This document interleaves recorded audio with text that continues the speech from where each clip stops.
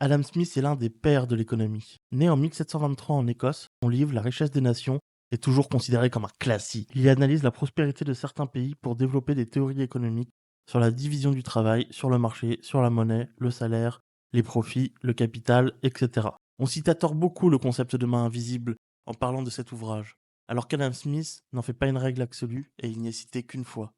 En préférant le succès de l'industrie nationale à celui de l'industrie étrangère, il ne pense qu'à se donner personnellement une plus grande sûreté. Et en dirigeant cette industrie de manière à ce que son produit ait le plus de valeur possible, il ne pense qu'à son propre gain. En cela, comme dans beaucoup d'autres, il est conduit par une main invisible, à remplir une fin qui n'entre nullement dans ses intentions. Et ce n'est pas toujours ce qu'il y a de plus mal pour la société, que cette fin n'entre pour rien dans ses intentions. Tout en ne cherchant que son intérêt personnel, il travaille souvent d'une manière bien plus efficace pour l'intérêt de la société que s'il y avait réellement pour but d'y travailler. N'hésite pas à t'abonner pour d'autres histoires politiques.